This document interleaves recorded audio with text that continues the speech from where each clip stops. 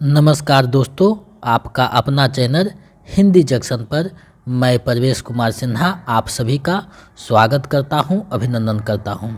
दोस्तों, हम आज जो है आपके लिए एक और महत्वपूर्ण प्रैक्टिस सेट लेकर उपस्थित हुए हैं।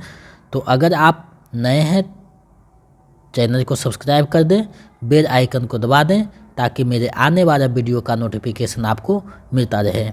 सबसे पहले आज महाशिवरात्रि है, भगवान शिव का जो है दिन है, उसके लिए सबको मेरे तरफ से बहुत बहुत बधाई और शुभकामना कि आप जो है भगवान के पास जो है आराध्य मान करके अपने को जो है धनवान मानते हैं, तो उनके लिए बहुत बहुत बधाई। तो अगर आप बीपीएससी शिक्षक भर्ती 3.0 का तैयारी कर रहे हैं तो ये वीडियो आपके लिए महत्वपूर्ण होने जा रहा है। चाहे आप टीजीटी का तैयारी कर रहे हों या पीजीटी यानी 6 से लेकर 12 तक हिंदी विषय के किसी भी वर्ग का तैयारी कर रहे हैं तो ये वीडियो आपके लिए महत्वपूर्ण होने जा रहा है, क्योंकि इस वीडियो में बीपीएससी द्वारा पूछे जाने वाले हिंदी के 80 प्रश्नों का अभ्यास करेंगे। ये प्रैक्टिस सेट जो है 4 है, 3 प्रैक्टिस सेट करवा दिया जा चुका है। ये चौथा अभ्यास सेट है। तो आप लोग इस वीडियो में 80 में कितना जो है स्कोर कर पाते हैं उसको जो है कमेंट करके बताइएगा। इसमें जो है बहुत महत्वपूर्ण प्रश्नों को संग्रहित किया गया है जो आपके तैयारी के उद्देश्य से महत्वपूर्ण है। तो आप लोग एक एक प्रश्न को अच्छे से देखिए, क्योंकि बहुत सारे ऐसे प्रश्न हैं जिसको आप जानते हैं लेकिन कुछ कमी के कारण आप लोग उसको जो है आंसर गलत करके चले आते हैं और बाद में जो है अफसोस होता है, पछतावा होता है। तो आप लोग एक एक प्रश्न को देखिए, क्योंकि एग्ज़ाम में 1 नंबर भी आपके लिए बहुत मायने रखता है। तो हम जो है चीज़ों को आपके एग्ज़ाम और व्यू से जो है समाहित किए हैं, तो आप जो है इसको देख करके अपने तैयारी को बेहतर कीजिए। चलिए आज के प्रश्नों को देखते हैं। आप लोगों के समक्ष दिखाई दे रहा है अभ्यास सेट चौथा। ये चौथा अभ्यास सेट है, 3 अभ्यास सेट करवा दिया जा चुका है। तो आप किसी भी वर्ग का तैयारी कर रहे हैं हिंदी के 6 से लेकर 12 तक तो ये आपके लिए महत्वपूर्ण होने जा रहा है। अगर आप बीपीएससी 3.0 का नोट्स और प्रैक्टिस सेट पाना चाहते हैं तो हमारे नंबर 7261815307 पे 249 रुपये पेमेंट करके उसका स्क्रीनशॉट इसी नंबर पे हमें व्हाट्सएप कर दीजिए, तो हम इधर से पीडीएफ प्रोवाइड करवा देंगे। अगर आप स्टेट पेपर 2 का तैयारी कर रहे हैं, उसका नोट्स और पीडीएफ पाना चाहते हैं प्रैक्टिस सेट, तो 199 रुपया मेरे इसी नंबर पे भेज करके जो उसका स्क्रीनशॉट व्हाट्सएप कर दीजिए, तो हम इधर से पीडीएफ प्रोवाइड करवा देंगे। अगर आप स्टेट पेपर 1 हिंदी का तैयारी कर रहे हैं तो आप जो है हमारे टेलीग्राम चैनल से जुड़ जाइए, जिसका लिंक वीडियो के डिस्क्रिप्शन में दिया हुआ है, हिंदी जंक्शन। वहाँ पे पीडीएफ भेजा जा चुका है, आप उसे डाउनलोड करके अपने तैयारी को बेहतर कर सकते हैं। तो आप लोग हमसे जुड़ करके अपनी तैयारी को बेहतर कीजिए और एग्ज़ाम में सफलता पाइए, क्योंकि आपकी सफलता ही हमारी सफलता है। तो चलिए आज के प्रश्नों को देखते हैं। पहला प्रश्न है, निम्नलिखित में से किस कवि का उपनाम हितैषी है? हितैषी किस कवि का उपनाम है आपको बताने हैं। सोच समझकर जवाब दीजिएगा, क्योंकि जल्दी जल्दी में आप लोग गलत कर देते हैं। तो हितैषी जो नाम है जगदम्बा प्रसाद मिश्र का है, विकल्प ख सही हो जाएगा। आप लोग का जो है बीपीएससी में 5 विकल्प रहता है, तो आप लोग 5 विकल्प में जो है 2 विकल्प बहुत फंसाने वाले हैं, तो उसका भी सही आंसर 2 विकल्प में भी रहता है। तो आप लोग समझ कर आंसर कीजिएगा। हम राज लिए मरते हैं, सच्चा राज परंतु हमारे कृषक ही करते हैं। इस प्रसंग में उर्मिला का कौन सा विचार सही है? उर्मिला का कौन सा विचार सही है आपको बतानी है। साकेत से दिया गया है और मैथिली शरण गुप्त इसके रचनाकार हैं। इसमें जो है उर्मिला का कौन सा विचार सही है उसी को बताना है। तो देखिए, सामंती समाज में स्त्रियां मर्यादा के नाम पर घर की चारदीवारी में कैद होती है, ये सही है। किसान राज समाज से अधिक सुखी है, ये भी सही है।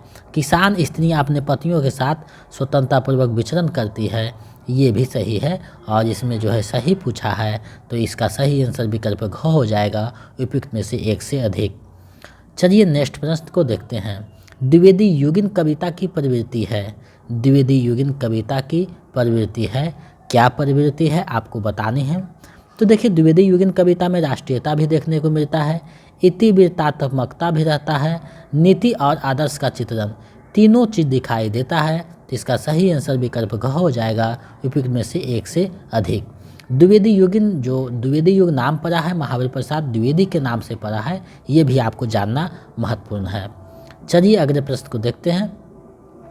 मधुप उपनाम से काव्यानुवाद करने वाले कवि कौन हैं? मधुप उपनाम से काव्यानुवाद करने वाले कवि कौन हैं? तो ये जो कवि हैं ये मैथिली शरण गुप्त हैं, विकल्प ख सही हो जाएगा। मधुप उपनाम से काव्य का अनुवाद करते थे। माखनलाल चतुर्वेदी को जो है एक भारतीय आत्मा कहा जाता है, और मैथिली शरण गुप्त को जो है राष्ट्रीय कवि महात्मा गांधी कहते हैं, राष्ट्र कवि। तो ये ध्यान में रखने योग्य बातें हैं। चलिए आगे बढ़ते हैं। इनमें से मैथिली शरण गुप्त की कौन सी रचना नायिका प्रधान है? यानी उनकी कौन सी रचना है जो नायिका प्रधान है, यानी नायिका से जो है प्रधान किया गया है, नायक उसमें प्रधान है। तो देखिए उनकी रचना है साकेत, यशोधरा, विष्णुप्रिया। तीनों रचनाएं जो है नायिका प्रधान है। तो इसका सही आंसर विकल्प घ हो जाएगा, उपयुक्त में से एक से अधिक। अब देखिए साकेत का प्रकाशन कब हुआ? तो 1931 ईस्वी में होता है। यशोधरा का प्रकाशन कब हुआ? 1932 में होता है। विष्णुप्रिया का प्रकाशन कब हुआ? तो 1957 में होता है। तो ये जो है प्रकाशन भी दे देगा आगे क्रमानुसार सजाने के लिए, तो आप इसे ध्यान में रख सकते हैं, क्योंकि इस तरीक़ा से भी प्रश्न पूछे जाता है जो आगे देखने को मिलेगा। चलिए आगे बढ़ते हैं। आप लोग वीडियो को ज़्यादा से ज़्यादा शेयर कीजिए ताकि हमें एक मोटिवेशन मिल सके, क्योंकि मेहनत करके चीज़ें को हम आपके लिए संग्रहित करते हैं। तो आप हम जब शेयर करते हैं तो हमें एक उत्साह मिलता है और हम दुगनी मेहनत के साथ आपके समक्ष प्रस्तुत करते हैं चीज़ों को। तो आप जो है चीज़ें को जो है वीडियो है उसको ज़्यादा से ज़्यादा शेयर करें। सुंदरता का आलोक स्रोत है फूट पड़ा मेरे मन में, जिससे नवजीवन का प्रभात होगा फिर जग के आंगन में। उपयुक्त पंक्तियाँ किसकी है? ये जो पंक्तियाँ हैं ये किसकी पंक्तियाँ हैं? तो ये जो पंक्ति है सुमित्रानंद पंत की पंक्ति है, विकल्प ख सही हो जाएगा। ये पंक्ति जो है युगांत से दिया गया है, जो 1936 में प्रकाशित होती है और इसमें छायावाद की अंत की घोषणा की जाती है। तो ये ध्यान रखने योग्य बातें हैं। चलिए आगे बढ़ते हैं। स्नेह निर्झर बह गया है, रेत ज्यों तन रह गया है। उपरोक्त गीत किस कवि का है? उपरोक्त जो गीत है किस कवि का है आपको बताने हैं। तो ये जो गीत है निराला का है, सूर्यकांत त्रिपाठी निराला का, विकल्प ग सही हो जाएगा। निराला जो है मुक्तक छंद के प्रथम प्रयोक्ता माने जाते हैं, ये बात आपको अच्छे से याद रखनी होगी। इनकी प्रसिद्ध कविता है सरोज स्मृति और राम की शक्ति पूजा, जो कि बराबर एग्जाम में पूछा जाता है। ये छायावादी कवि हैं, ये भी आपको ध्यान में रखना होगा। चलिए आगे बढ़ते हैं, अगले प्रश्न को देखते हैं। निम्नलिखित में से कौन सा तत्व मार्क्सवादी चिंतन के पक्ष में है? निम्नलिखित में कौन सा जो तत्व है मार्क्सवादी चिंतन के पक्ष में है आपको बताने हैं। तो देखिए मार्क्सवादी चिंतन में वर्ग संघर्ष भी आता है, प्रतिनिधि पात्र भी आता है, और आधार और अधिरचना, ये तीनों चीज़ आपको मार्क्सवाद के चिंतन में आपको दिखाई कहीं ना कहीं देता है। तो इसका सही आंसर उपयुक्त में से एक से अधिक हो जाएगा। चलिए नेक्स्ट प्रश्न देखते हैं। 9वां प्रश्न है, प्रगतिशील लेखक संघ की स्थापना लंदन में किसके प्रयत्न से हुई थी? लंदन में किसके प्रयत्न से हुई थी? तो मुल्कराज आनंद और सज्जाद जहीर के प्रयत्न से 1935 ईस्वी में लंदन में प्रगतिशील लेखक संघ की स्थापना होती है। तो विकल्प ख सही आ जाएगा, यानी विश्व स्तर पर 1935 में। अब भारत का बात किया जाए तो प्रेमचंद की अध्यक्षता में 1936 में लखनऊ के प्रथम अधिवेशन में जो है प्रगतिशील लेखक संघ की जो है स्थापना होती है। तो भारत में पूछेगा तो 1936, विश्व में पूछेगा तो 1935। इतनी बातें आपको याद रखना होगा। चलिए आगे बढ़ते हैं। हरिजन गाथा किसकी रचना है? हरिजन गाथा किसकी रचना है? तो ये जो रचना है नागार्जुन की है, विकल्प ख सही हो जाएगा। चलिए आगे बढ़ते हैं। निम्नलिखित में से कौन से आग और राग का कवि किसे कहा जाता है? निम्नलिखित में से आग और राग का कवि किसे कहा जाता है? तो आग और राग का जो कवि है रामधारी सिंह दिनकर को कहा जाता है। विकल्प क सही हो जाएगा। दिनकर का जन्म 1908 ईस्वी में हुआ और इनकी प्रसिद्ध रचना है उर्वशी, जिसके लिए 1972 में इन्हें ज्ञानपीठ पुरस्कार दिया गया। तो इतनी बातें आपको ध्यान में रखना है। इनकी और रचनाएं हैं कुरुक्षेत्र, रश्मिरथी। चलिए आगे बढ़ते हैं, अगले प्रश्न को देखते हैं। प्रयोगवाद के प्रवर्तक माने जाते हैं। प्रयोगवाद के प्रवर्तक कौन माने जाते हैं आपको बताने हैं। तो प्रयोगवाद के प्रवर्तक जो है अज्ञेय माने जाते हैं। विकल्प ख सही हो जाएगा। और ये प्रयोगवादी कवि को राहों का अन्वेषी कहते हैं। ये जो है प्रयोगवादी कवि को राहों का अन्वेषी कहते हैं। तो इसकी आलोचना में नंद दुलारे वाजपेयी इन कवियों को बैठे ठाड़े का धंधा कहते हैं, यानी प्रयोगवाद को बैठे ठाड़े का धंधा कहते हैं। तो ये बातें आपको ध्यान देने योग्य है। चलिए आगे बढ़ते हैं। सहमति नहीं, यह समकालीन शब्द नहीं है, इसे बारीगों के बीच चारों मत करो। ये पंक्तियाँ किसकी है? ये जो पंक्तियाँ हैं ये किसकी हैं?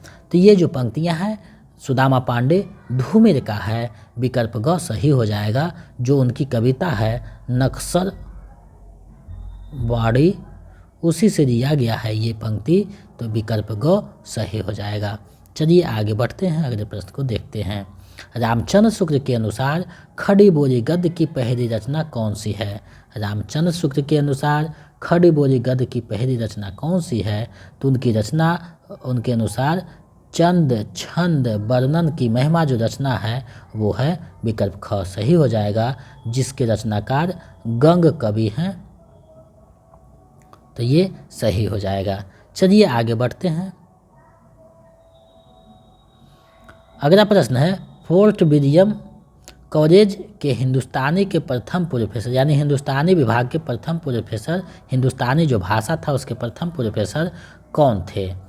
तो ये प्रश्न यूजीसी नेट में पूछा गया था, वहीं से मैंने इसे लिया है। तो ये विभाग के जो अध्यक्ष थे, प्रोफेसर थे, विकल्प क हो जाएगा, गिलक्राइस्ट थे। अब देखिए फोर्ट विलियम कॉलेज की स्थापना कब हुई? तो 1800 ईस्वी को कोलकाता में होती है। ये याद रखना है क्योंकि यहाँ से भी प्रश्न पूछ सकता है कि इसकी स्थापना कब हुई थी। चलिए आगे बढ़ते हैं। भाषा योग वशिष्ठ के रचनाकार कौन है? भाषा योग वशिष्ठ के रचनाकार कौन है? तो इसके रचनाकार राम प्रसाद निरंजनी है। विकल्प ग सही हो जाएगा। चलिए आगे बढ़ते हैं। सबसे बड़ा आदमी किसके द्वारा लिखित एकांकी है? सबसे बड़ा आदमी किसके द्वारा लिखित एकांकी है? तो ये जो एकांकी है भगवती चरण वर्मा के द्वारा लिखा गया है। विकल्प ग सही हो जाएगा। चलिए नेक्स्ट प्रश्न देखते हैं। रसोई घर में प्रजातंत्र किसका एकांकी है? रसोई घर में प्रजातंत्र किसका एकांकी है? तो ये जो एकांकी है वो विष्णु प्रभाकर का है। विकल्प क सही हो जाएगा। नेक्स्ट प्रश्न देखते हैं।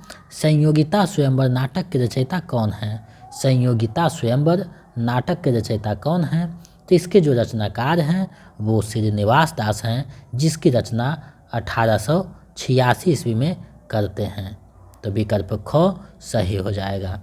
देखिए बालकृष्ण भट्ट जो है निबंधकार हैं भारतेंदु युग के, ये ध्यान देने योग्य बातें हैं। चलिए आगे बढ़ते हैं। कवि कौतुक रूपक के रचयिता कौन है? कवि कौतुक रूपक के रचयिता कौन है? तो इसके जो रचयिता हैं प्रताप नारायण मिश्र हैं। विकल्प ख सही हो जाएगा। अब देखिए बालमुकुंद गुप्त का एक प्रसिद्ध निबंध है शिव शंभु खेत चिट्ठे चिट्ठे, जो बहुत प्रसिद्ध निबंध है, बार बार पूछा जाता है, तो ये ध्यान रखना। अब देखिए प्रताप नारायण मिश्र जो है वो मनुष्य के सभी अंगों को लेकर, जैसे दाढ़ी, भौं, दांत, ये सब चीज़ को लेकर जो है ये निबंध लिखे हैं। तो ये शरीर से संबंधित निबंध लिखे हैं। विकल्प ख सही हो जाएगा। चलिए आगे बढ़ते हैं। निम्नलिखित में से कौन सा नाटक भारतेंदु का है? निम्नलिखित में से कौन सा नाटक भारतेंदु का है, यानी भारतेंदु हरिश्चंद्र का है, आपको बताने हैं। तो देखिए अंधेर नगरी जो नाटक है भारतेंदु हरिश्चंद्र का है। विशस्य विस्मौषधम भी उन्हीं का है। वैदिकी हिंसा हिंसा ना भवती, तीनों नाटक जो है भारतेंदु का है, तो इसका जो सही आंसर है विकल्प घ हो जाएगा, उपयुक्त में से एक से अधिक। चलिए आगे बढ़ते हैं, अगले प्रश्न को देखते हैं। मैंने भावना में एक भावना का वर्णन किया है, मेरे लिए वह संबंध और संबंधों से बड़ा है। मैं वास्तव में अपनी भावना से प्रेम करती हूँ, जो पवित्र है, कोमल है, अनश्वर है। आषाढ़ का एक दिन नाटक में यह संवाद किसका है? आषाढ़ का एक दिन नाटक में ये जो संवाद है किसका है, आपको बताने हैं। तो ये जो संवाद है ये मरिका का संवाद है, विकल्प ग सही हो जाएगा। अब देखिए मरिका कौन है, तो आषाढ़ के एक दिन की नायिका है, और इसका नायक कौन है, तो कालिदास है। और आषाढ़ का एक दिन नायक के रचनाकार कौन है, तो मोहन राकेश हैं। और इसका प्रकाशन कब हुआ, तो 1958 ईस्वी में हुआ। ये कालिदास के जीवन पे आधारित नाटक है। चलिए आगे बढ़ते हैं, अगले प्रश्न को देखते हैं। अगला प्रश्न है, नारी का आकर्षण पुरुष को पुरुष बनाता है तो उसका आकर्षण उसे गौतम बुद्ध बना देता है। रहरों के राजहंस नाटक में यह संवाद किसका है? रहरों के जो नाटक है राजहंस, उसके जो है ये कथन किसका है? तो ये जो कथन है सुंदरी का रहता है, विकल्प क सही हो जाएगा। तो इस नाटक के जो है प्रकाशन वर्ष क्या है, आपको ध्यान देने योग्य है। तो इसका प्रकाशन वर्ष 1963 है, और ये भी जो रचना है मोहन राकेश का है। मोहन राकेश का नाटक है, तो ये ध्यान में रखना है, जो बुद्ध से संबंधित है, बुद्ध धर्म से संबंधित है। चलिए आगे बढ़ते हैं। चौपट चपेट और मयंक मजरे नाटकों के लेखक कौन हैं? चौपट चपेट और मयंक मजरे नाटक के लेखक कौन हैं? तो इसके जो रचनाकार हैं वो किशोर राज गोस्वामी हैं, विकल्प ख सही हो जाएगा। चलिए आगे बढ़ते हैं। शकुंतला की अंगूठी के रचयिता कौन है? शकुंतला की अंगूठी के रचयिता कौन है, आपको बताने हैं। तो उसके जो रचयिता हैं वो सुरेंद्र वर्मा है। शकुंतला की अंगूठी के रचनाकार, विकल्प ख सही हो जाएगा। चलिए अगले प्रश्न को देखते हैं। ताजमहल का टेंडर किसका नाटक है? ताजमहल का टेंडर किसका नाटक है? तो ये जो नाटक है अजय शुक्ल का नाटक है, बहुत प्रसिद्ध नाटक है जो एग्जाम में देखने को मिलता है। तो विकल्प क सही हो जाएगा, अजय शुक्ल का नाटक है ताजमहल का टेंडर। चलिए आगे बढ़ते हैं। अनंत देवी प्रसाद के किस नाटक की पात्र है? अनंत देवी प्रसाद के किस नाटक की पात्र है, आपको बताने हैं। तो अनंत देवी जो नाटक के पात्र हैं वो है अस्कन गुप्त, विकल्प ग सही हो जाएगा। अस्कन गुप्त का प्रकाशन 1928 में हुआ था, जिसकी जो है नायिका देवसेना है और नायक अस्कन गुप्त है। इतनी बातें ध्यान में रखने योग्य हैं। चलिए आगे बढ़ते हैं। शंकर शेष द्वारा रचित नाटक है। शंकर शेष द्वारा रचित नाटक कौन सा है, आपको बतानी है। तो देखिए एक और द्रोणाचार्य भी है, घरौंधा भी है, अरे मायावी सरोवर है। तो तीनों रचनाएं जो है उन्हीं का है, तो विकल्प घ हो जाएगा, उपयुक्त में से एक से अधिक। अब प्रश्न उठता है कि किसका प्रकाशन कब हुआ। तो देखिए एक और द्रोणाचार्य का प्रकाशन 1977 में होता है, घरौंद का प्रकाशन 1978 में होता है घरौंदा का, और अय मायावी सरोवर का प्रकाशन जो है 1980 ईस्वी में होता है। तो ये ध्यान रखना जरूरी होता है, क्योंकि बीपीएससी एग्जाम में क्रमवाइज सजाने के लिए भी प्रश्न पूछ देता है। तो आप इसे ध्यान में रख करके तैयारी को बेहतर कर सकते हैं। और आप लोग जो है एग्ज़ाम में जाइएगा तो अच्छे से प्रश्न को पढ़ करके जवाब देना है, क्योंकि नहीं वाले प्रश्न में जब शब्दों में फंसाता है बीपीएससी तो आप लोग फंस जाते हैं, जिससे 1-2 नंबर आपका माइनस हो जाता है। तो आप शब्दों को समझिए, उसके बाद उसका जवाब देने का प्रयास कीजिए और जल्दीबाजी नहीं कीजिए। सोच समझ के प्रश्न को 1-2 बार पढ़िए, उसके बाद जवाब दीजिए। अगला प्रश्न है, कारवां किसका एकांकी संग्रह है? कारवां जो है किसका एकांकी संग्रह है, आपको बताना है। तो ये भुवनेश्वर प्रसाद का एकांकी संग्रह है, विकल्प ग सही हो जाएगा। चलिए अगले प्रश्न को देखते हैं। भीष्म साहनी द्वारा रचित कहानी संग्रह है। भीष्म साहनी द्वारा रचित कहानी संग्रह कौन सा है, आपको बताना है। तो देखिए भाग्य रेखा भी है, वांगचू भी है, निशाचर, तीनों जो है भीष्म साहनी द्वारा रचित कहानी संग्रह है, तो इसका सही आंसर विकल्प घ हो जाएगा, उपयुक्त में से एक से अधिक। भाग्य रेखा का जो प्रकाशन है 1953 ईस्वी में है। वांगचू का प्रकाशन वर्ष जो है 1978 ईस्वी है और निशाचर का प्रकाशन वर्ष 1983 ईस्वी है। तो ये बातें ध्यान में रखनी चाहिए। चलिए आगे बढ़ते हैं। हरिशंकर बरसाए के निबंध संग्रह है। हरिशंकर बरसाए के निबंध संग्रह कौन से हैं? तो देखिए, सदाचार का तबीज भी है, तुलसीदास चंदन घिसे भी है, आवारा भीड़ के खतरे भी है। तीनों रचनाएं इन्हीं का है, तो इसका सही आंसर विकल्प घ हो जाएगा, उपयुक्त में से एक से अधिक। और हरिशंकर परसाई का जहाँ भी नाम आएगा तो व्यंग इनके साथ जुड़ जाता है, क्योंकि हिंदी में बहुत बड़े व्यंगकार ये हुए। इनकी प्रसिद्ध और व्यंग है, जैसे ठिठुरता हुआ गणतंत्र, प्रेमचंद के फटे जूते, उसके बाद है माता दिन चांद पे। तो ये इनका जो है बहुत व्यंग रचना है। हिंदी में इन्हें व्यंगात्मक रचना के लिए इन्हें जो है जाना जाता है। इनकी रचनाएं जो है व्यंग शैली में ज़्यादातर लिखी गई है, इसलिए व्यंग का जहाँ भी नाम होगा तो हरिशंकर परसाई सबसे पहले वहाँ खड़े होंगे। तो इसका सही आंसर विकल्प घ हो जाएगा। चलिए आगे बढ़ते हैं, अगले प्रश्न को देखते हैं।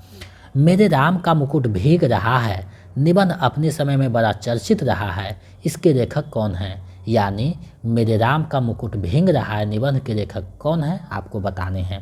तो ये जो निबंध है उसके रचनाकार विद्यानिवास मिश्र हैं, विकल्प क सही हो जाएगा। ये यूजीसी नेट के सिलेबस में भी लगा हुआ है।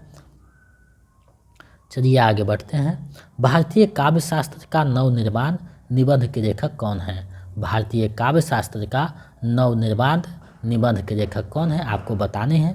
तो इस निबंध के जो लेखक हैं वो नंद दुलारे वाजपेयी हैं, विकल्प ख सही हो जाएगा। चलिए आगे बढ़ते हैं, अगले प्रश्न को देखते हैं। आप लोग वीडियो को ज़्यादा से ज़्यादा शेयर करते रहें और अंत में कितना सही होता है कमेंट करके बताइएगा, ताकि हम समझ सकें कि आपका तैयारी अच्छे ढंग से चल रहा है। काव्यानुभूति की जटिलता चित्तवृत्तियों की संख्या पर निर्भर नहीं, बल्कि संवादी विसंवादी वृत्तियों के द्वंद्व पर आधारित है। यह किसका कथन है? ये जो कथन है वो किसका है? तो ये रामचंद्र शुक्ल का कथन है, विकल्प क सही हो जाएगा। चलिए आगे बढ़ते हैं, अगले प्रश्न को देखते हैं। रस सिद्धांत किसकी रचना है? रस सिद्धांत किसकी रचना है? तो ये जो रचना है डॉक्टर नगेंद्र का है, विकल्प ख सही हो जाएगा। चलिए आगे बढ़ते हैं, अगले प्रश्न को देखते हैं। आप लोग जितने भी नोट्स दिए गए हैं 0.2 जो निकला था बीपीएससी 2.0 में, उस जो नोट्स है उसको एक दो बार देखिए। अगर टॉपिक जो क्लियर नहीं है तो टॉपिक बाय वहाँ पे वीडियो डाल दिया गया है। 15 प्रैक्टिस सेट भी है, तो आप उसको देख करके अपनी तैयारी को बेहतर कर सकते हैं, क्योंकि वहाँ भी बहुत महत्वपूर्ण प्रश्नों का जो है सेट दिया गया है, जो आपकी तैयारी को मजबूती प्रदान करेगा, गति प्रदान करेगा। तो आप लोग उसे भी देख सकते हैं, टॉपिक वाई सब कुछ डाला हुआ है। रस अलंकार छंद का जो है ए स्टेट में हम पढ़ा दिए हैं, वहाँ से देखकर अपनी तैयारी को बेहतर कर सकते हैं। रस मीमांसा नामक आलोचनात्मक पुस्तिका के लेखक कौन हैं? रस मीमांसा के रचनाकार कौन हैं? तो इसके रचनाकार आचार्य रामचंद्र शुक्ल हैं, विकल्प ग सही हो जाएगा। चलिए आगे बढ़ते हैं। ब्रज भाषा कहाँ बोली जाती है? ब्रज भाषा कहाँ बोली जाती है, आपको बताने हैं। तो ब्रज भाषा जो है आगरा में भी बोली जाती है, मथुरा में भी, अलीगढ़ में, तीनों ब्रजभाषी क्षेत्र है, तो विकल्प घ सही हो जाएगा। ब्रजभाषी जो है पश्चिमी हिंदी का बोली है, ये ध्यान में रखना है। चलिए आगे बढ़ते हैं। अर्धमागधी अपभ्रंश से किसका विकास हुआ? अर्धमागधी अपभ्रंश से किसका विकास हुआ? तो अर्धमागधी अपभ्रंश जो है पूर्वी हिंदी का विकास हुआ है, विकल्प क सही हो जाएगा। पूर्वी हिंदी में आता है अवधी, बघेरी और छत्तीसगढ़ी। बिहारी हिंदी में मैथिली, भोजपुरी, मगही। पश्चिमी हिंदी में आता है ब्रजभाषा, खड़ी बोली, कौरवी, हरियाणवी और बांगड़ू। तो विकल्प का इसका सही हो जाएगा। बिहारी मागधी से हुआ है विकसित, और पश्चिमी हिंदी जो है सौसेनी अपभ्रंश से हुआ है, ये ध्यान में रखना है। चलिए आगे बढ़ते हैं। अपभ्रंश की पूर्वकालीन अवस्था क्या है? यानी अपभ्रंश भाषा के पूर्व की अवस्था क्या है, आपको बताने हैं। तो अपभ्रंश की जो है पूर्वकालीन यानी पहले की जो अवस्था है वो प्राकृत हो जाएगा, विकल्प ख सही हो जाएगा। और बाद की अवस्था पूछेगा तो अवहट हो जाएगा, ये ध्यान रखना है। चलिए आगे बढ़ते हैं, अगले प्रश्न को देखते हैं। देवनागरी लिपि की विशेषता है, देवनागरी लिपि की क्या विशेषता है आपको बताने हैं। तो इसकी विशेषता है सुंदर और सुगठित लिखावट, प्रत्येक ध्वनि के लिए अलग चिन्ह, स्वरों और व्यंजनों का वैज्ञानिक क्रम, तीनों जो है उसकी विशेषता है। विकल्प घ सही हो जाएगा, उपयुक्त में से एक से अधिक। चलिए आगे बढ़ते हैं, अगले प्रश्न को देखते हैं। निम्नलिखित पुस्तकों को उनको लेखक के साथ जो है सुमेलित करना है। तो इसके जो है लेखक के साथ सुमेलित करना है। तो देखिए, हिंदी साहित्य की भूमिका हजारी प्रसाद द्विवेदी का है। हिंदी साहित्य का रचना क्या जो है राम कुमार वर्मा का है। उसके बाद उत्तरी भारत का संत परमा परशुराम चतुर्वेदी का है। हिंदी साहित्य का दूसरा इतिहास जो है बच्चन सिंह का है। हिंदी साहित्य का वैज्ञानिक गणपति चंद्र गुप्त का है। तो अब देखिए मिलान कीजिए कौन सा जो है सही होगा। तो इसका जो सही है विकल्प ख हो जाएगा। चलिए आगे बढ़ते हैं, अगले प्रश्न को देखते हैं। मलिक मोहम्मद जायसी की प्रेम कविता हिंदी साहित्य के इतिहास का कार्य विभाजन और नामकरण करते हुए उपयुक्त नामकरण किस साहित्य इतिहासकार ने सुझाया है, यानी ये जो नाम है किसने दिया है। तो देखिए ये जो नाम दिया है जॉर्ज ग्रियर्सन ने अपनी जो है पुस्तक में दिया है। विकल्प ग सही हो जाएगा। चलिए आगे बढ़ते हैं, अगले प्रश्न को देखते हैं। विद्यापति की पदावली में वर्णित मुख्य विषय है, कौन सा मुख्य विषय है आपको बतानी है। इनमें जो वर्णित मुख्य विषय है वो है राजनीति, द्वंद्व और व्यासंधि। तो ये दोनों देखिए किस में है, केवल 1 और 2 में। विकल्प को सही हो जाएगा। पुरुष परीक्षा उनकी जो है एक रचना है, पुरुष परीक्षा। चलिए आगे बढ़ते हैं। निम्नलिखित में से किस भाषा का विकास बराचर अपभ्रंश से हुआ है। निम्नलिखित में से किस भाषा का विकास बराचर अपभ्रंश से हुआ है। तो बराचर अपभ्रंश से हुआ है सिंधी का विकास। विकल्प ग सही हो जाएगा। बिहारी हिंदी का हुआ है मागधी अपभ्रंश से। चलिए आगे बढ़ते हैं। विद्वानों द्वारा रीतिकार के नामकरण से संबंधित कौन सा सत्य नहीं है, यानी नामकरण से संबंधित कौन सा सत्य नहीं है आपको बताना है। तो देखिए रीतिकार को रीतिकार नाम रामचंद्र शुक्ल ने दिए, ये सही है। अलंकृतकार मिश्रबंधु ने, श्रृंगारकार विश्वनाथ प्रसाद मिश्र ने दिया। तो तीनों सही है, नहीं पूछ रहा है तो इनमें से कोई नहीं हो जाएगा। चलिए आगे बढ़ते हैं। गोरखनाथ की रचनाओं को सांप्रदायिक कहकर साहित्य से बहिष्कृत करने वाले विद्वान कौन हैं। गोरखनाथ की रचनाओं को सांप्रदायिक कहकर साहित्य से बहिष्कृत करने वाले रचनाकार कौन हैं आपको बताने हैं। तो ये विद्वान जो हैं वो रामचंद्र शुक्ल हैं। विकल्प को सही हो जाएगा। चलिए आगे बढ़ते हैं, अगले प्रश्न को देखते हैं। हिंदी साहित्य में छंदों का बादशाह तथा छपैयों का राजा किसे कहा जाता है। हिंदी साहित्य में छंदों का बादशाह, छपैयों का राजा किसे कहा जाता है।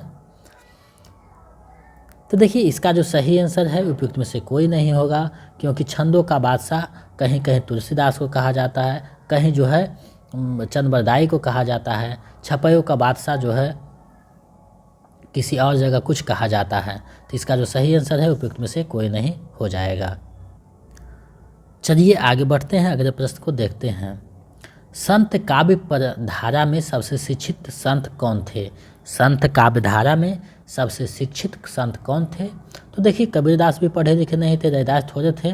सुंदरदास जो है बहुत पढ़े लिखे थे, सबसे शिक्षित थे। तो इसका जो सही आंसर है विकल्प ग हो जाएगा, सुंदरदास। चलिए आगे बढ़ते हैं। रासो शब्द की उत्पत्ति रसायन से किसने मानी है। रासो शब्द की उत्पत्ति रसायन से किसने मानी है आपको बताने हैं। तो रामचंद्र शुक्ल ने मानी है। विकल्प को सही हो जाएगा। चलिए आगे बढ़ते हैं, अगले प्रश्न को देखते हैं। प्रकाशन वर्ष के अनुसार सूर्यकांत त्रिपाठी निराला की निम्नलिखित रचनाओं का सही अनुक्रम है। तो सही अनुक्रम कौन सा है आपको बतानी है। तो देखिए सही अनुक्रम के लिए रचना को आपको प्रकाशन जो है याद रखना होगा। तो देखिए इसका सही आंसर विकल्प ग हो जाएगा। गीतिका का प्रकाशन जो है 1936 में होता है। अनिमा का प्रकाशन वर्ष 43 में होता है।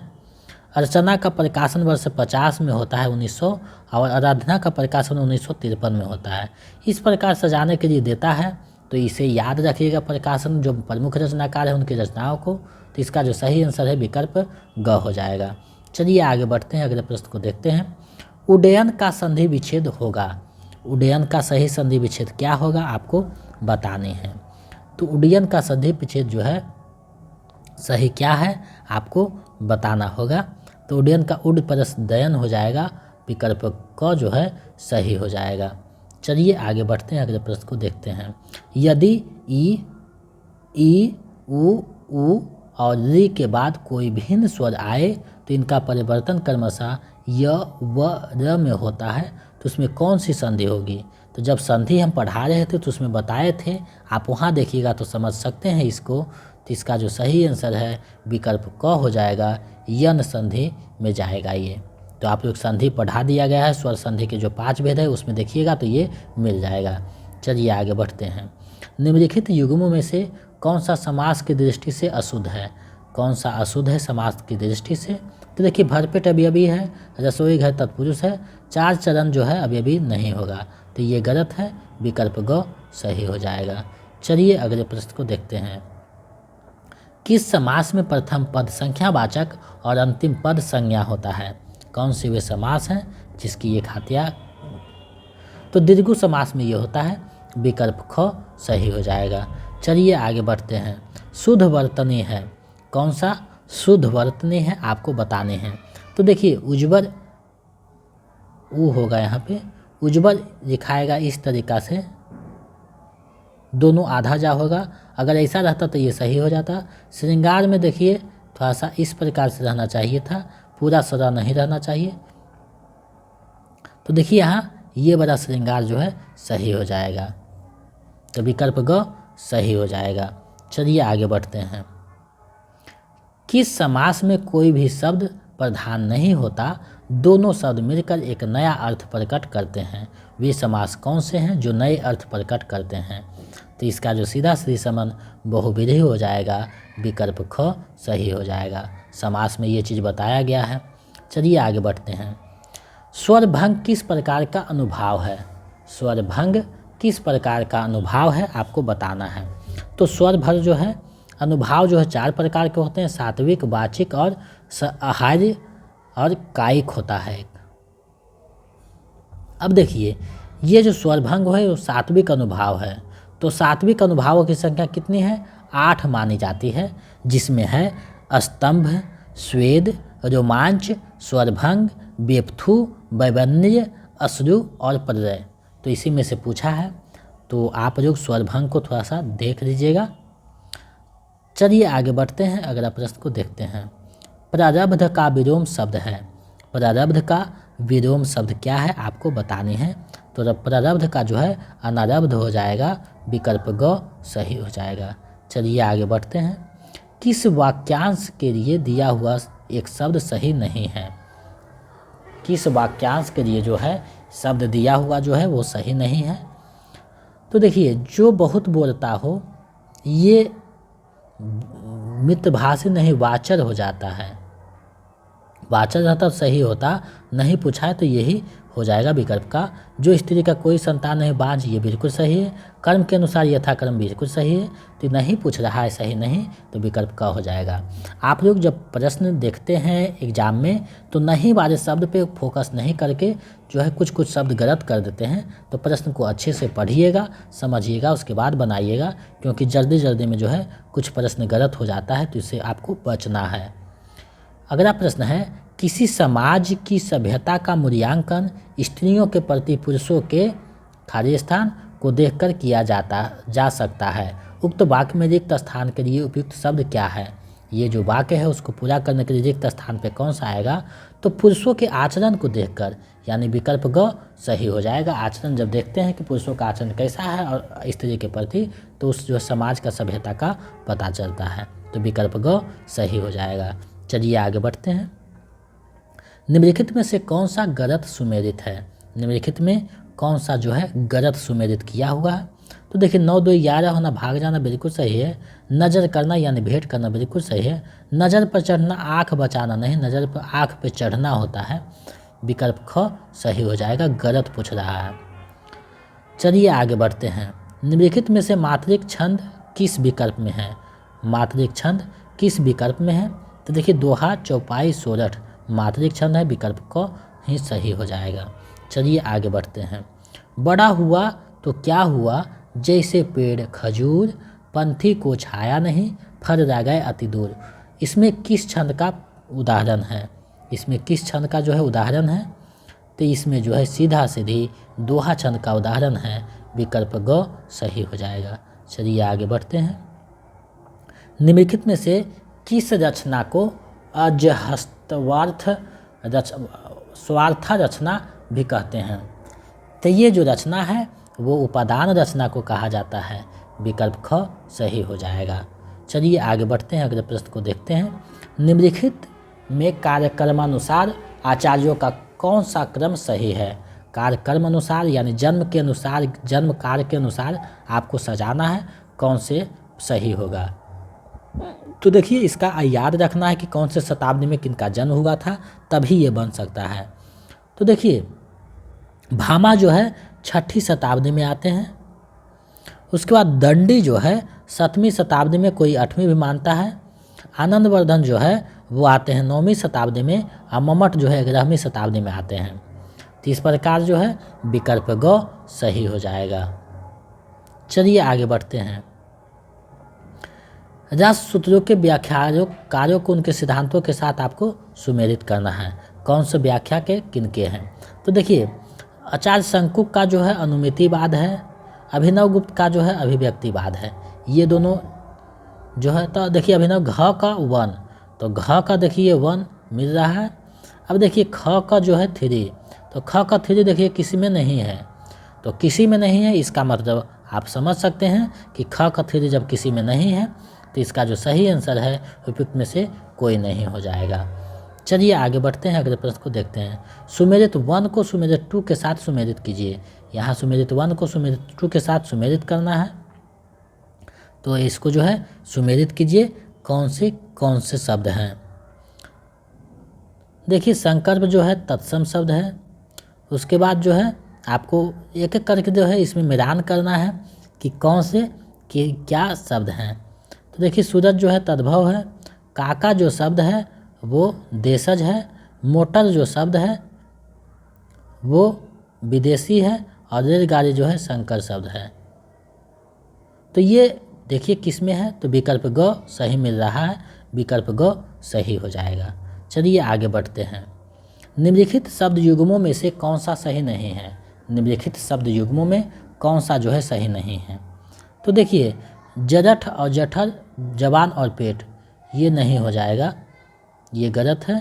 तरंग और तुरंग, रहर और घोड़ा सही है। ज्वर और ज्वार, बुखार उफान सही है।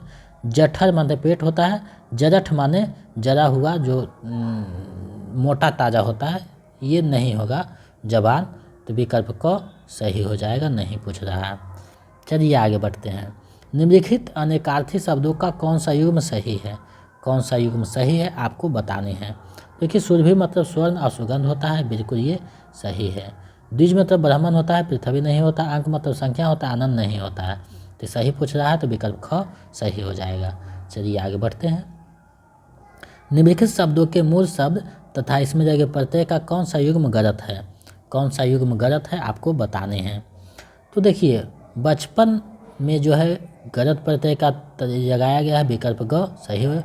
कठिन में अनाई में आई से ठीक है, सुंदरता में ता प्रत्यय ठीक है, बचपन में प्रत्यय नहीं रहेगा, ये गलत है। चलिए आगे बढ़ते हैं। पारिभाषिक शब्दों का अर्थ किस शब्द शक्ति में रहता है? पारिभाषिक शब्दों का अर्थ किस शब्द शक्ति में रहता है? तो ये जो है अभिधा में रहता है, विकल्प ख सही हो जाएगा। चलिए आगे बढ़ते हैं। संविधान के किस अनुच्छेद के तहत भारत का कोई भी नागरिक किसी भी भाषा में आवेदन दे सकता है? यानी संविधान के किस अनुच्छेद के तहत भारत का कोई भी नागरिक किसी भी भाषा में आवेदन दे सकता है? तो ये अनुच्छेद 350 में कहा गया है, विकल्प ग सही हो जाएगा। चलिए आगे बढ़ते हैं। आप लोग वीडियो को ज़्यादा से ज़्यादा शेयर कीजिए, और अंत में कितना सही होगा 80 में हमें कमेंट करके बताइएगा, क्योंकि आप लोग जो है जितना ज़्यादा प्रैक्टिस सेट कीजिएगा उतना जो है आपको बेनिफिट रहेगा। और दूसरी बात है कि ए स्टेट जो पेपर 2 है उसका भी 1-2 प्रैक्टिस सेट करवाएंगे, संडे को एक करवाएंगे, हो सकता है समय मिलेगा तो तो आप लोग उससे देख करके जुड़ सकते हैं, तैयारी कर सकते हैं। और बीपीएससी का 3.0 का प्रैक्टिस सेट चलता रहेगा। समय नहीं मिलता है तो एक दिन के बाद होता है, लेकिन मैं कोशिश करता हूं कि प्रत्येक दिन एक प्रैक्टिस सेट करवाऊं। सोहत ओढ़े पित पटु श्याम सरो नेगात मनहु निर्मन सैर पर आपतु परियो प्रभात। उक्त दोहे में किस अलंकार का प्रयोग हुआ है? इसमें कौन सा अलंकार जो है आया है? तो इसमें उत्प्रेक्षा अलंकार आया है। विकल्प क सही हो जाएगा। चलिए आगे बढ़ते हैं। निम्नलिखित में से कौन सा वर्ण ओष्ठ नहीं है? निम्नलिखित में कौन सा वर्ण जो है ओष्ठ नहीं है? तो ओठ बड़ा वर्ण जो है विकल्प ग सही हो जाएगा। ट नहीं है, प फ व म ओष्ठ है, तो इसका सही आंसर विकल्प ग हो जाएगा। चलिए आगे बढ़ते हैं। जिस संज्ञा में किसी भाव, दशा, धर्म या गुण का बोध हो उसे क्या कहते हैं? उसे कौन सा संज्ञा कहते हैं? तो उसे जो है भाववाचक संज्ञा कहते हैं। विकल्प ख सही हो जाएगा। चलिए आगे बढ़ते हैं। निम्नलिखित गद्यांशों को ध्यानपूर्वक पढ़िए और पूछे गए प्रश्नों के सही विकल्प चुनकर उत्तर पत्रक में अंकित कीजिए। ये जो है गद्यांश आपको पढ़ना है और इससे जो संबंधित प्रश्न पूछा जाएगा उसको आपको जवाब देना है। तो चलिए गद्यांश पढ़ते हैं। आचरण की सभ्यता सदा मौन रहती है। इस भाषा का निघट्टू धवल पत्रों वाला है। सभ्यता चरण प्रखर नाद करता हुआ भी मौन है। व्याख्यान देता हुआ भी गुप्त है। राग गाता हुआ सुर के भीतर है। मृदु वचन की मिठास में आचरण की सभ्यता मौन रूपी से घुरी है। नम्रता, दया, प्रेम और उदारता भी आचरण की भाषा है। मनुष्य के जीवन पर इस मौन व्याख्यान का प्रभाव क्षणिक और स्वाल्पजीवी नहीं अपितु सनातन होता है। बर्फ का दुपट्टा बांधे हिमालय इस समय तो अति सुंदर मालूम होता है, परंतु प्रकृति में अनगिनत शताब्दियों के परिश्रम से रेत का एक एक कण समुद्र में डूबो डूबो कर इस हिमालय के दर्शन कराएं। आचरण में हिमालय की तरह ऊंचे कलश वाला मंदिर है। यह वह आम का पेड़ नहीं जिसे जादूगर क्षण भर हथेली पर जमा दे। इसके बनने में अनंतकार लगा। पृथ्वी बन गई, सूर्य बन गया, नीरम पिंगल संध्या बन गई, तारागण आकाश में दौड़ने लगे, परंतु अभी तक आचरण के सुंदर रूप से पूर्ण दर्शन नहीं हुए। कहें कि उसकी छटा अवश्य दिखाई देती है। अब जो है ये गद्यांश हमने पढ़ा। अब गद्यांश से संबंधित प्रश्न को देखेंगे। तो गद्यांश का सर्वाधिक उपयुक्त शीर्षक है, तो ये जो उपयुक्त शीर्षक है इसका आचरण की सभ्यता हो जाएगा। विकल्प क सही हो जाएगा। चलिए आगे बढ़ते हैं। आचरण सभ्यता चरण प्रखर नाद करता हुआ भी मौन है। इस वाक्य में प्रखर शब्द है, तो प्रखर कौन सा शब्द है? तो प्रखर जो शब्द है वो विशेषण आता है, विशेषता बतला रहा है। विकल्प ग सही हो जाएगा। चलिए आगे बढ़ते हैं। निघंटू शब्द का अर्थ क्या है? निघंटू का शब्द का अर्थ है पर्यायवाची कोश। विकल्प ख सही हो जाएगा। चलिए आगे बढ़ते हैं। किसके बनने में अनंत कार्य लगा है? यानी अनंत कार्य किसे बनने में लगता है? तो आचरण को बनने में अनंत काल लगता है। विकल्प क सही हो जाएगा। चलिए इस वीडियो का अंतिम और 80वां प्रश्न देखते हैं। नम्रता, दया, प्रेम और उदारता भी आचरण की भाषा है। इस वाक्य में नम्रता शब्द है, तो नम्रता शब्द क्या है? तो नम्रता शब्द जो है संज्ञा हो जाएगा। विकल्प क सही हो जाएगा। तो इस अभ्यास सेट में आपको जो 80 प्रश्न में आपका कितना सही हुआ हमें कमेंट करें, ताकि हम समझ सके कि आप लोगों का तैयारी बेहतर चल रहा है। 3 अभ्यास सेट में बहुत सौ का जो है 75-74 सही हो रहा है, जो कि बहुत अच्छा है। एक का 77 हुआ है, जो और भी बहुत संतोषजनक है। तो आप लोग जिसका कम हो रहा है वो भी कोशिश कीजिए, नोट्स को पढ़िए। पिछले बार जो है बीपीएससी 2.0 में मैंने सारे टॉपिक को बारीकी से बताया है, वहाँ से अध्ययन करके आप जो 15 प्रैक्टिस सेट है उसको बना लीजिए। उसके बाद अब जो दे रहे हैं ये जो है व्याकरण और साहित्य दोनों को समाहित किए हुए हैं ज़्यादातर, तो ये सेट बनाने से और भी आपके में कॉन्फिडेंस जो है आ जाएगा। तो सेट जितना ज़्यादा बनाइए, प्रत्येक दिन 1-2 सेट आपको ज़रूर देखना है, ताकि आपका तैयारी अच्छे ढंग से हो सके। आप किसी भी वर्ग का तैयारी कर रहे हैं 6 से लेकर 12 तक, सभी के लिए महत्वपूर्ण है, क्योंकि आपका स्तर जो है नेट लेवल पे रखा गया है। तो आप मेरे से जुड़कर अपने तैयारी को बेहतर कीजिए। अगर आप बीपीएससी 3.0 का नोट्स और प्रैक्टिस सेट पाना चाहते हैं तो 249 रुपया मेरे नंबर 72 61 81 53 07 पे जो है पेमेंट करके फ़ोनपे, गूगल पे या पेटीएम उसका स्क्रीनशॉट हमारे इसी नंबर पे व्हाट्सएप कर दीजिए, तो हम इधर से PDF प्रोवाइड करवा देंगे। अगर स्टेट पेपर 2 का नोट्स पाना चाहते हैं तो इसी नंबर पे 199 रुपया पेमेंट करके स्क्रीनशॉट भेज दीजिए, तो हम इधर से नोट्स और प्रैक्टिस सेट भेज देंगे। अगर आप स्टेट पेपर 1 का तैयारी कर रहे हैं तो हमारे टेलीग्राम चैनल हिंदी जंक्शन, जिसका लिंक वीडियो के डिस्क्रिप्शन में दिया हुआ है, वहाँ से जुड़ करके PDF डाउनलोड कर लीजिए, भेज जा चुका है, और अपनी तैयारी को बेहतर कीजिए। 3 साल से जुड़कर अपनी तैयारी को बेहतर कर सकते हैं और एग्ज़ाम में सफलता पा सकते हैं, क्योंकि आपकी सफलता ही हमारी सफलता है। आपके लिए हम चीज़ों को मेहनत करके लाते हैं ताकि आपका तैयारी जो है अच्छे ढंग से हो सके और एग्ज़ाम में सफलता पा सकें। तो अगर आप चैनल पर नए हैं तो सब्सक्राइब कर दें, बेल आइकन को दबा दें और दोस्तों में इसे ज़्यादा से ज़्यादा शेयर करें। तो मेरे साथ इतना देर तक बने रहने के लिए बहुत बहुत धन्यवाद। मिलते हैं एक नए वीडियो में।